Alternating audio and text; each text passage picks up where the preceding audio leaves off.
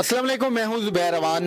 माँ वो लफ्ज़ है जिसे सुनते ही हमारे ज़बान पे मिठास आ जाती है।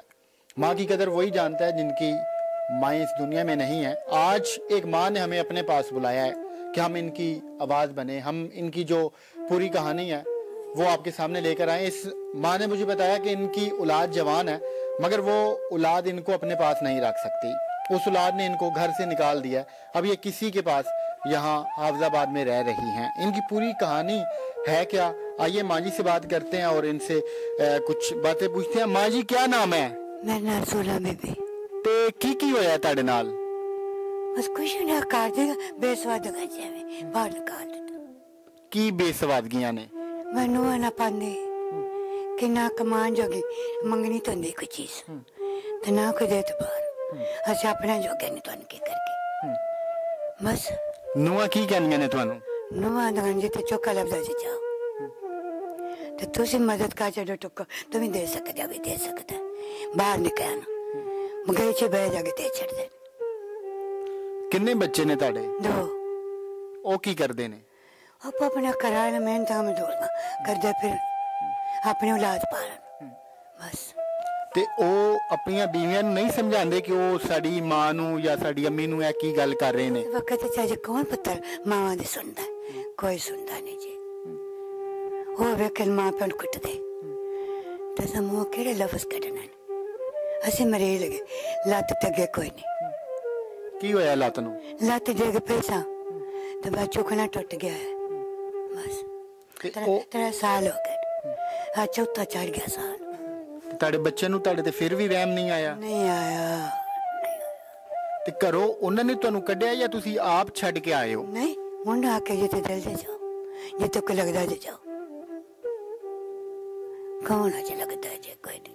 ये आप देखें कि ये जुल्म की और संग दिली की इंतहा है कि ये जब बच्चा छोटा होता है तो उसको कितने प्यार से कितनी मोहब्बत से पालते हैं, मगर जब इनको संभालने की बारी आती है उस वक्त अगर औलाद ये कहे कि जिथे दिल करदा जी चले जाओ तो फिर आप खुद अंदाजा लगाएं कि कितनी तकलीफ होती है। अभी आप ये कहाँ पे रह रही हैं? ये हाँ ने जोर जेठ है हाँ इधर है ये मेरे मगर आ गया है। बच्चे नहीं आए फिर तो दोबारा वापस लें? नहीं आए एक बार भी नहीं आए? नहीं आए कि पता भी नहीं आके ते तुसी भी नहीं गए कि चलो सुलह कर लिए, औलाद है गलती हो गई? मैं नहीं गई मेरा पुत्र बेपरानी हो गई ते उतना लोकां के साथ से तो नहीं आया मुड़ के कर सकनी। ਹੁਣ किन्ना पछतावा होंदा है कि मेरी औलाद जवान है, वो उन्होंने मेरे नाल जुल्म कीता है, मैनू घरों कढ़ दिता।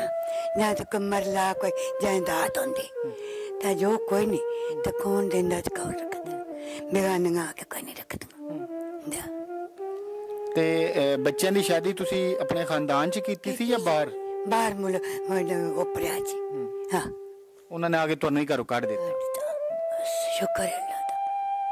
उन्होंने ज्यादा गुस्सा केड़ी गल ते आंदा सी, क्यों मतलब तुहाडे नाल लड़ाई करदे सन? बेबे कोई दसगन गुस्से असा गुस्सा केड़ा करना हाँ हाँ बेबगा दे मंदे ने आज मां प्यो दी कोई समझदा नहीं मां प्यो दे आज हाँ। ते हुण तुसी सानू इत्थे अपने कोल बुलाया, तुसी की चाहते हो कि साडे नाज़रीन जिहड़े ने या वेखण वाले वो तुहाडी हेल्प करन? हाँ दस्सिया इन्हूं कोई मदद करो ते जे कोई तुहानू अपनी मां बना के अपने घर लैके जाना चाहे तो चले जाओगे उहदे नाल? तुहाडा जिहड़ा ख्याल रखे? हाँ जे कीता किसा ते जान ना कीता ते ना से हुण उम्र तक गड़ गई रह कोई नहीं जिंदगी ते ढंग जा। ये बूढ़ी माँ है जी, इससे औलाद की ज़रूरत है, इसे उस बेटे की ज़रूरत है जो इससे प्यार करे, इन्हें उस बेटे की ज़रूरत है जो इस माँ का ख्याल रखे। इनकी अपनी औलाद इनकी नहीं बनी इनके मुताबिक, इन्हें घर से निकाल दिया अपनी बीवियों की वजह से। अभी इनका ये कहना है कि इनकी एक टांग भी ख़राब है पिछले 3 साल से, तो ये यहाँ पे किसी के घर रह रही हैं। तो अभी ये हेल्प चाहती हैं। हम इनके अपने पास कोई मोबाइल शोबाइल हैगा ये कोल? नहीं पुत्र नहीं जानती कोई मोबाइल का पता नहीं कोई साढ़े को है नहीं आज चोर को आए। चलें जी, जिस अल्लाह के बंदे ने हमें यहाँ पे बुलाया कि इन माँ जी की आवाज़ बने, हम उनका नंबर दे रहे हैं। आप में से अगर इस माँ का सहारा बनना चाहे तो वो इस नंबर पे रब्ता कर सकता है। आप लोग बेशक इनसे रब्ता करें, पहले अपने जितनी भी आपने तहकीक करनी है करें, मुतमईन होने के बाद अपनी मर्जी से अपनी आखिरत संवारने के लिए चाहे तो इस माँ को अपने घर ले जाएं, चाहे तो इस माँ को अपनी माँ बना लें। तो मिलते हैं किसी और वीडियो में, तब तक हमारी दुआएं इस माँ के साथ हैं। अल्लाह हाफ़िज़।